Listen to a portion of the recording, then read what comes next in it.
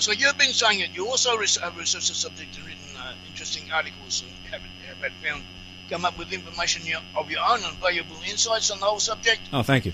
So I check up on people. I try and keep abreast of who's in the game, we could say. You also quote me quite generously every now and again. Well, like I said, I've been a admirer of your books for a long time, and you have incredible sources. I've looked up the sources that you have put in your books. They're credible sources. They're great books. I encourage all the listeners out there to pick up your books.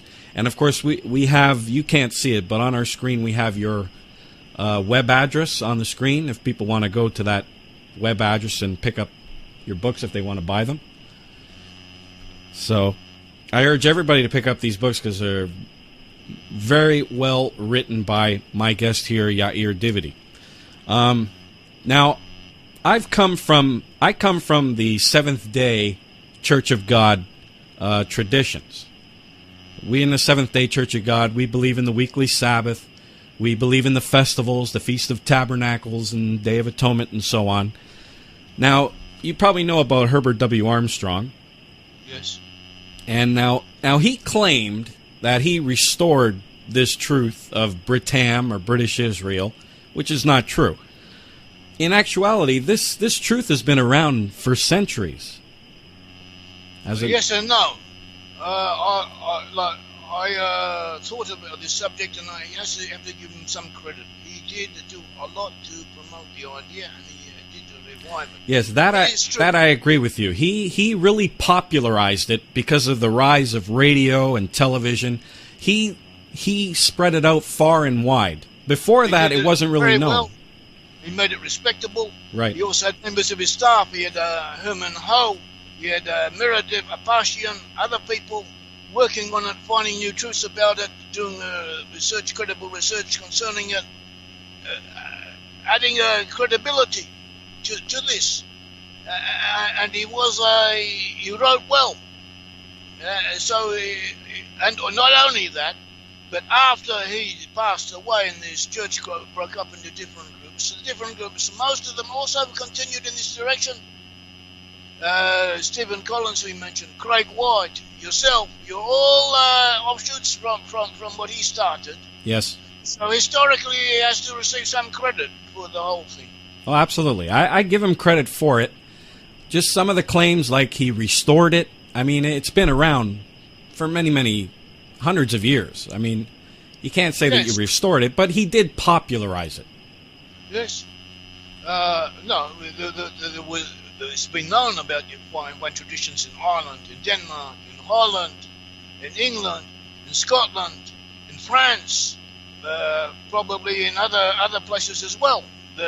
Concerning the Lost End tribes, concerning traditions that indicate that they had some notion that they would descend from the Lost End tribes of Israel. Right. Now, some say also Jewish sources from going way back also point in that direction, as I said. Sorry. Oh, I'm sorry. Okay. Now, some say that the house of Israel was not taken out of Palestine. Now, why would some claim this when the Bible is so clear, like Hosea, the 1st chapter, verse 6, where God says, I will utterly take them away? Yet some still claim, oh, that's not true. The house of Israel never left Palestine. I see that in some writings. What do you think? So this is not correct, but there are a few verses that indicate that some of the Lost End tribes somehow or other went back. I think I'd rather quote Nachmanides, 1100s, early 1200s. He was a great Jewish scholar. He wrote about this at Lost End tribes, and he mentioned, he quoted a midrash, which was way before him. And this midrash said that when Ezra and Nehemiah returned from Babylon, like other first Lost End tribes were exiled, taken away by the Assyrians. Later, the Babylonians come down and exiled the Jews, and the Jews took them away to Babylon, and from Babylon they returned. They set up a kingdom, rebuilt the temple, and rebuilt Jerusalem. And gradually the kingdom grew. So from the return of Babylon, he the sources that he says that 20%, that 1 out of every 5 of the people who returned were not from, first of all, the main tribes who returned from Babylon were from Judah, Benjamin, and Levi, because they were the tribes who had not been exiled, Right. and not been taken away by the Assyrians. But there's a midrash which makes a comparison of the census figures of the families mentioned. It finds that 20% are not the tribal affiliation is not mentioned. The midrash said these are from the other tribes. So that, in other words, the present-day Jewish people have representatives of all of the tribes of Israel. But the main tribes are Judah, Benjamin, and Levi, with a small minority mixture of the other tribes. I see. So this is how the notion could have arisen that all the tribes were amongst Judah, because it's true they were. But as Nachmanides himself mentions, he says this is only inferred from different verses. It's never mentioned expressly, because the main portion of the lost tribes of Israel were taken into exile. They have not returned, and their future destiny is to be filled in exile. That is where the lost 10 tribes are, in exile. Those who come to attach themselves to Judah are part of Judah, and are to be counted as part of Judah, and they are referred to as Judah in biblical prophecy. I see. I mean, Josephus wrote that the lost 10 tribes were beyond the river Euphrates in a vast multitude. Many of the Jews believe that the house of Israel didn't return, yet today, in the Christian circles, for some reason, they think, they came back, the house of Israel, and you can't find that in the Bible. But they believe it. It's something I really just don't understand. All right. Now, I noticed recently on your YouTube channel, you did a video on the migrations of Israel. Now, can we clearly see in history the migrations of the Israelites from Palestine to Britain and Europe? No. Well, not anymore. Not anymore. Let me explain. In 1800s, early 1900s, was accepted in historical writings at an academic level that first were the Celts in the West, and afterwards the Anglo-Saxons and the Scandinavians and other people. It was accepted that they all came from the east, that the origin of the Celts were Cimmerians, who had moved from somewhere around the Caucasus Mountains, the Black Sea area, to the west. After them it was accepted that the Scythians had also done the same, and moved along the same pathway somewhat later, and they'd given rise to a portion of the peoples in Western Europe, especially the Anglo-Saxons and the Scandinavians. That was more or less accepted. The famous early historians wrote on this. So to make a connection, these areas are not far away from where the Bible says the lost 10 tribes were exiled to. So to make a link between the lost 10 tribes and these peoples, and then to tie them up going westward, historically is not so far-fetched. But today they don't think that way. Today they no longer think that the Celts came from the east, nor the Anglo-Saxons, nor the Scandinavians. And so it's harder. We do believe that they did. We do believe they went along this pathway. We have proofs concerning it. But people prefer to do what they have already learned at an early age, what is accepted as incontrovertible facts, as a universally accepted academic doctrine. It's very difficult to overcome the prejudices that arise because the people do not want the foundations of their beliefs of their worldviews to be upset. We, incidentally, see that there were two pathways of migration. One pathway by sea, another pathway by land.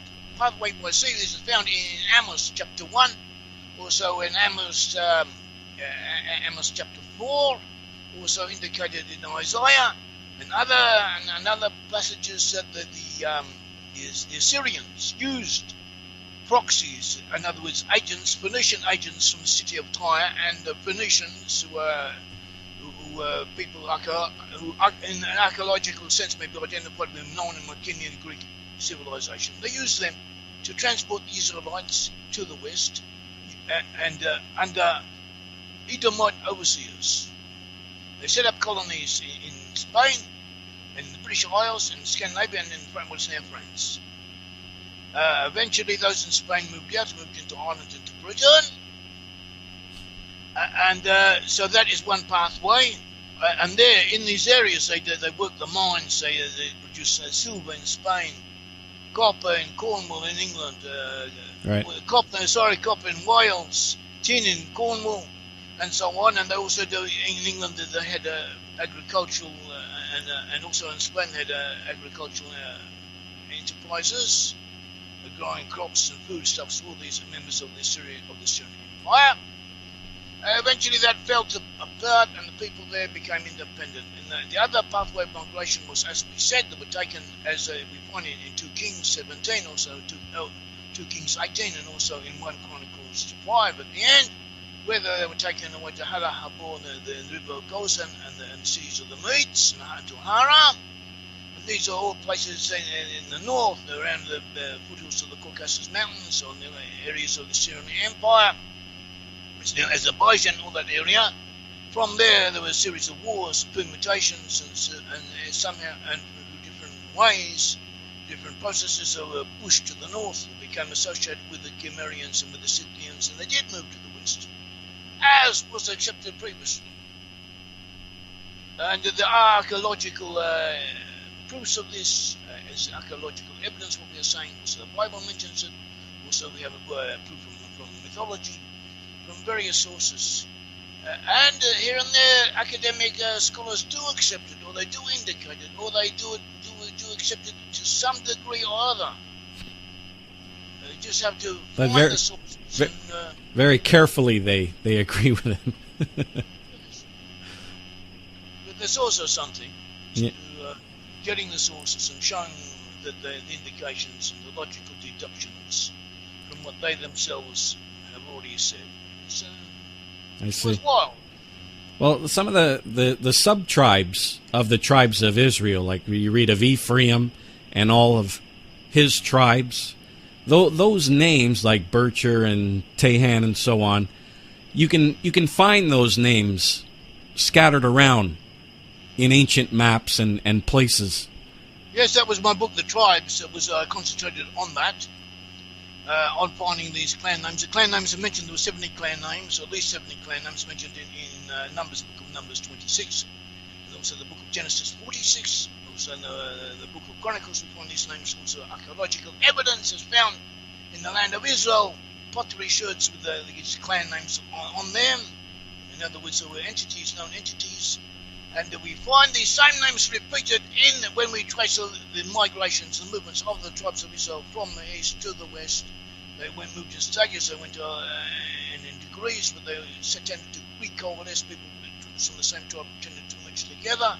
We find a repetition of these names, and they're showing that the people, different groups with these clan names from Israel, tended to merge or go to the same regions with other peoples from the same tribe according to their clan names also went, and they have patterns of tribal, as also described in the Bible, the march, where they marched, the way they were camped, and we find this is repeated several times over. This still has a prophetic significance.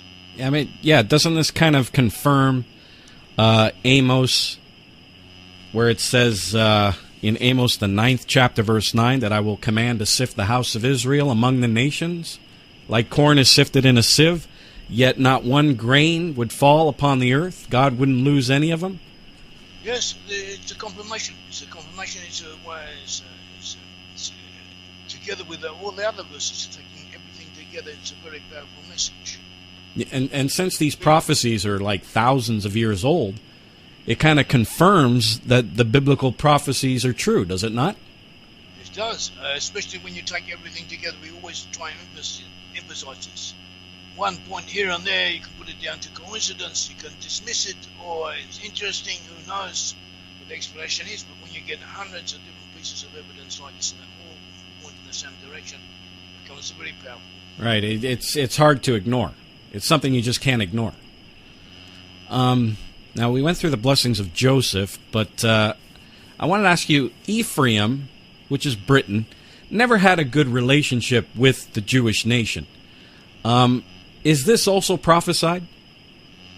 Well, we find in Isaiah 11, chapter 11, I think in verse 12, he speaks of the reunification in the end times of Judah and of Ephraim. He mentions Ephraim especially. He says that Judah will no longer vex Ephraim, and Ephraim will no longer be jealous of Judah. And he continues similar vein. From that we can learn that right up to the end times, also the Midrash mentions this, rabbinical commentary on this mentions that right up until the end times, there will have been some degree of tension, of antagonism between the two. Because otherwise, why does it say they will no longer have these feelings? Right. And also we find in Ezekiel 37, when the reunification of the two sticks coming together. But what I found of interest is that even though Ephraim and Judah will have this antagonism between them, who is the initiator? It talks about both in Isaiah and in Ezekiel. It speaks about Ephraim leading the 10 tribes back. Ephraim will begin the process of reconciliation with Judah. Right. So this bad relationship right now won't last for very long. I hope not. I hope not. Yeah. And it's not that bad either. It's not when you consider everything, taking everything all together. Because even though they still are antagonistic towards the Jews, relatively speaking, they've also been fair. They also helped the Jews, and we know that, and also America, and the only friends that Jewish people have, or the best friends that Jewish people have come from those peoples. So it's not as bad as it sometimes is depicted to be. Right, exactly. Some fun things. Yeah. Now, why do you think some people believe that the Jews are not Judah when clearly they are, when you look at the biblical prophecies and so on? Do you think this is all just based on anti-Semitism? Yes, I think it is anti-Judeophobia, hatred of the Jews, anti-Semitism, hatred of the anti-Jewish sentiments. In some cases it could be mistaken. There were cases of great people who at the beginning of their careers or of their lifetime, at the beginning of their life, they were anti-Jewish, and then they had a change of heart and became friends of the Jewish people. But this anti-Jewish sentiment does exist, and in some cases we think that this anti-Jewish sentiment, not in every case, but in some cases, we attribute to non-Israelite heritage, also amongst the Lost tribes. You have Edomites, you have Canaanites, you have other people who are not Israelites, and they give expression to their non-Israelite ancestry by hating the Jewish people. I see. Now, and okay, so finally, this is my last question for you. What is the future of the 12 tribes of Israel? So I don't really know. Also, according to the biblical prophecies. So the biblical prophecy indicates that in the end times there will be wars. There will be wars between Joseph and Edom, Joseph and Esau. There will be wars. There will be tribulations. There will be disasters, as everywhere we know. There will also have the wars of Gog and Magog. We have in Ezekiel. We have the war against Esau in Obadiah, and also in Isaiah. So there will be a lot of problems. Eventually, these problems will be resolved. Judah and the lost tribes will know who they are, will recognize who they are. Judah will also know who the lost tribes are. There will be reconciliation between the two.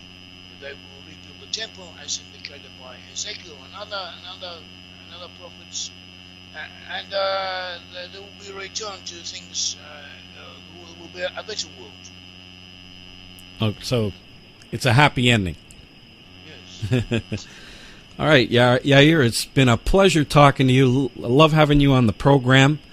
I want to tell everybody, if you want to go to his website, it's on the screen there, britam.org. He also has a YouTube channel as well. If you want to just maybe on the search engine punch up your name, I'm subscribed to your YouTube channel, so I get it automatically. But he also has a YouTube channel. He's also got a forum. If you have any questions to ask him, he'll get back to you by email, and it'll be posted on the forum as well. And so, Yair, I hope we can have you back again and talk some more. Well, I'd like that. Thank you very much. It was a pleasure being here, and wish you all well. Thank you, and God bless you, my friend. God bless you too. This is Peter. Thank you. This is Peter Salemi signing off for the Watchman program.